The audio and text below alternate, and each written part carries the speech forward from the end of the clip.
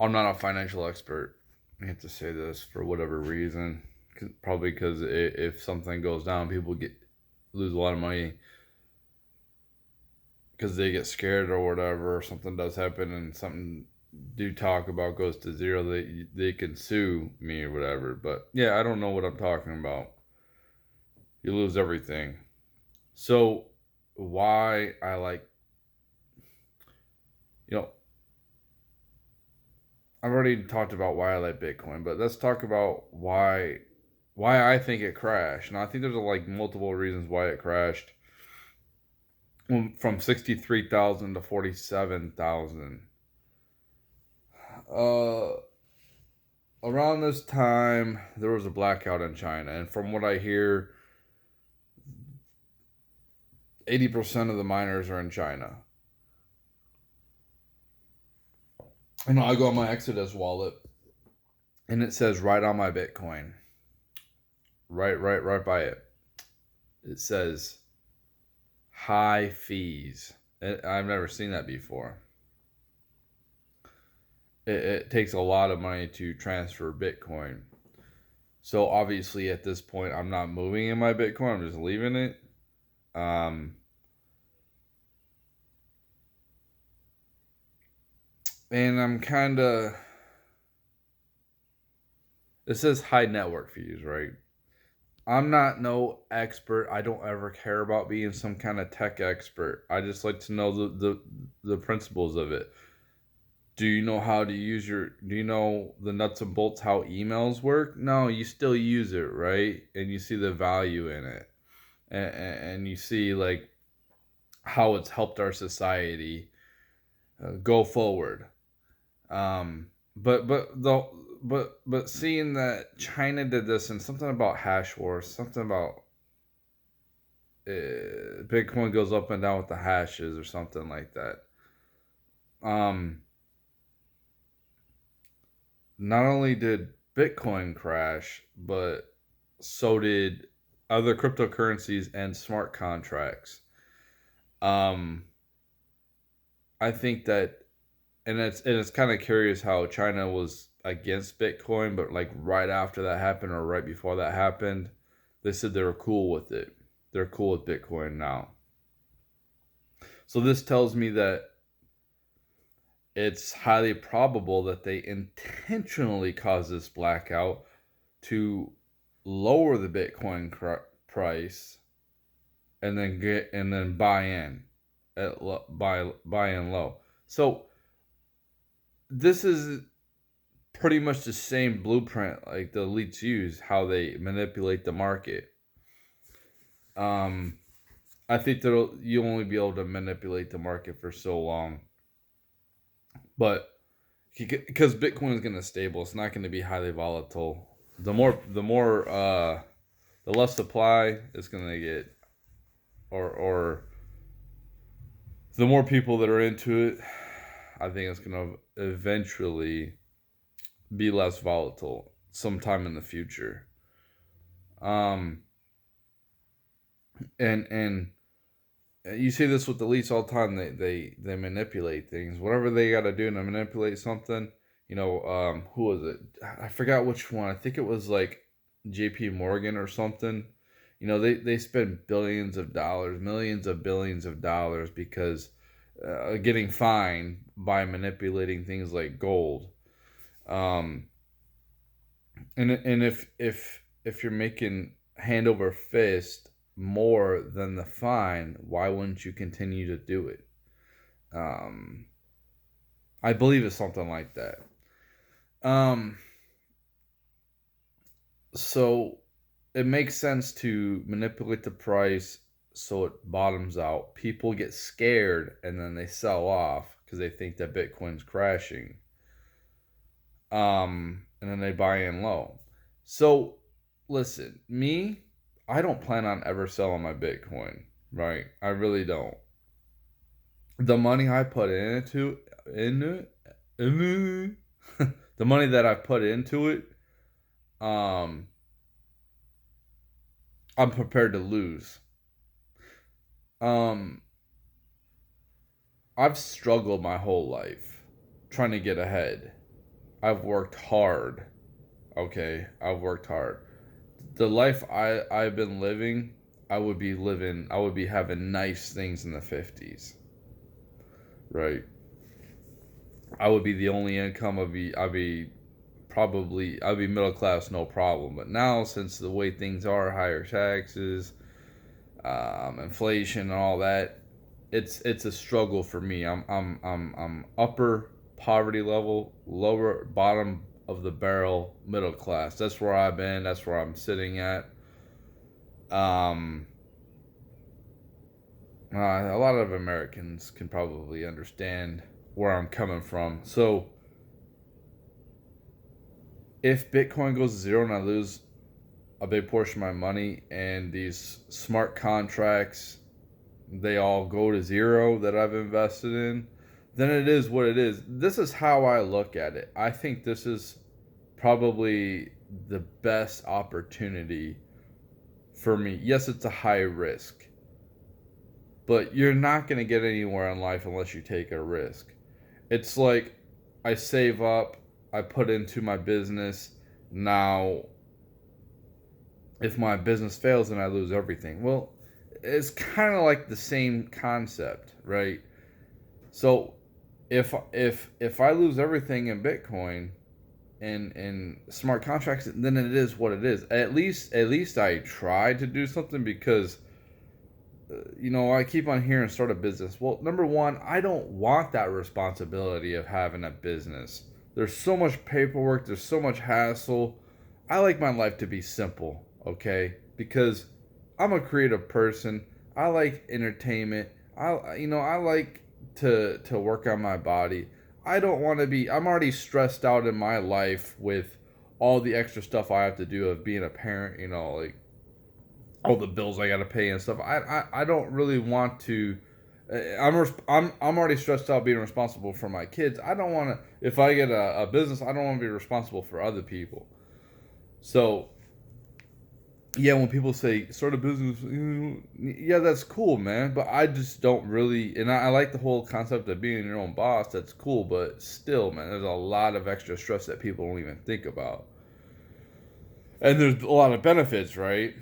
You don't have to pay taxes. You get a lot of tax breaks. But I don't know what to start a business in. I don't want to. When they say 97% of businesses fail, when Elon Musk is talking about it sounds great at first, and then it's like eating glass or chewing on glass or whatever. It's just really tough. So I'm taking this risk, and you know what? For me, I don't want to go bankrupt, right? I really don't. Um, but I'm not over leveraged either. I don't have a mass amount of debt that I cannot pay every month. That I'm just like hoping Bitcoin goes up because I had just maxed out on my credit cards and took out massive loans. I'm not over leveraged at all. I'm leveraged pretty decent, right? If it does go to zero, then I guess I'm stuck with this debt.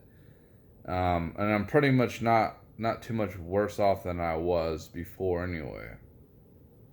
So for me, and I'm not this like I said, this isn't financial advice, but for me, the struggle I've been through to see an opportunity like Bitcoin or Polkadot or Chainlink or VeChain or Ethereum, to see these technologies that could be the technologies of the future that could really blow up. It's almost like having the chance to invest in Amazon and Facebook and Google before they were big to me.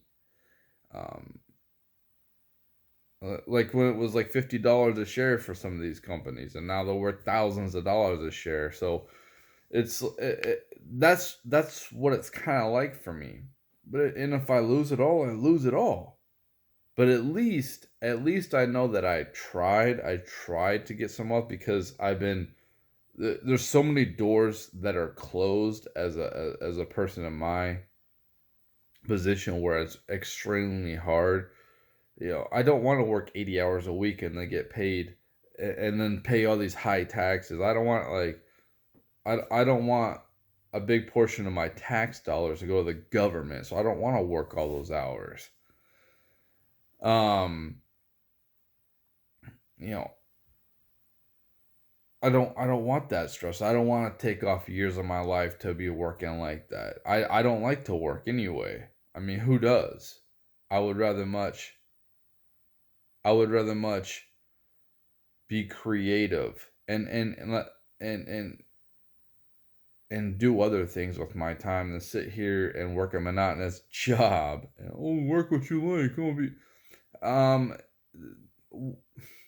you know, a lot of these jobs are going to be replaced by robots in the future, okay? And I have a good idea what jobs will be good in the 3D reality that robots can't replace anytime soon, maybe not in my lifetime. And when I get the free time, I'll probably get some skills, right?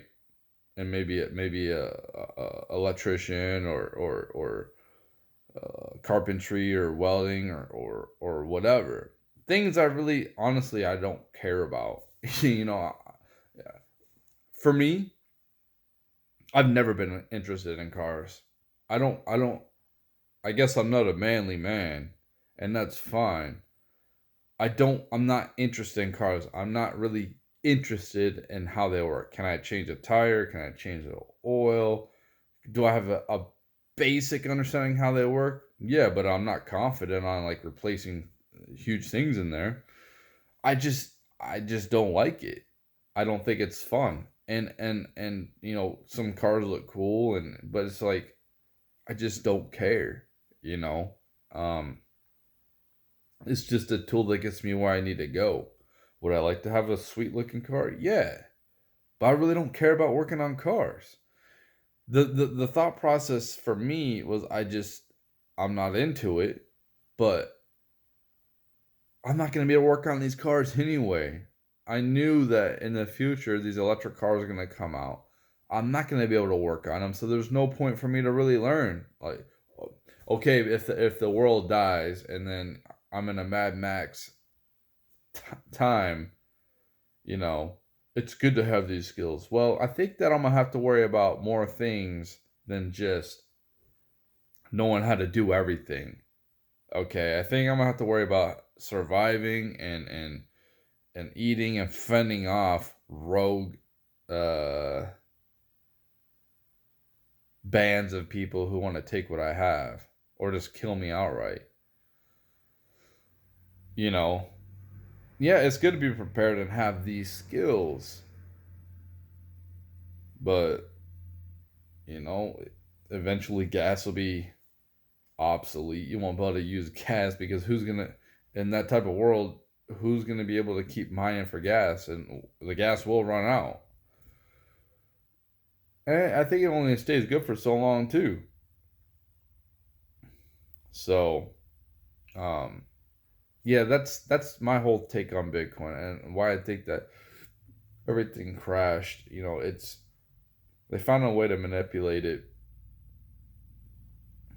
and I'm not scared. I'm annoyed because I think that Bitcoin should probably be around $70,000 right now, and the other smart contracts that I've invested in should be higher. But I know that eventually all this crap's gonna subside because this is the type of stuff that happens to me, right? It's like in my life, I'm handed, I'm supposed to be given all this patience. I'm highly patient, highly patient, but it's just I'm ready for this stuff to do good so I can start going somewhere, doing things I want. I don't want to have to do these monotonous jobs no more, but it is what it is. And I know one day I will get there with these things I've invested in and will continue to invest in. And I wish I had more money to invest because there's some things that are really cheap right now. But you know, like VeChain, I like VeChain. So, yeah, that's my take on Bitcoin. this video probably won't get many views because most people, most of my cryptocurrency videos don't get much traction, which is unfortunate. But that tells me that eventually, like, I'm in early, and most people will be in late. They'll be in when they'll start going in when Bitcoin ends up being like $400,000, and it'll be very unfortunate for them because it's gonna be really hard to get Bitcoin at that point. But, I've heard that the world's richest people are gonna be fighting over 0.28% of Bitcoin. They're gonna be fighting over half of Bitcoin. It's good to have 100. It's good to have a million satoshis, just a million satoshis. It is possible. Bitcoin, the sky's the limit with Bitcoin, and a satoshi equals what a dollar equals today could be in the future. What a satoshi is. So, yeah, I think there's a lot of potential with it, and that is what intrigues me, and I think that this is the best opportunity for me to get out of poverty that pretty much that's ever happened. I could be wrong. If I'm wrong, I'm wrong. That's the way things go. Then I guess I lose my stuff, and then I just have to get out there. I'll be working for the rest of my life anyway, because look at this. I'm not going to get Social Security, right? I'm paying into Social Security. I'm not going to get it. And people my age and below me, younger than me, aren't going to get Social Security, and you need to understand that. So this is the best chance I have for retirement. People, when we went through recession, people lost everything in the 401k. So who's to say that 401ks are safe? So there's risk in everything. Okay, there's just more risk than other things, right?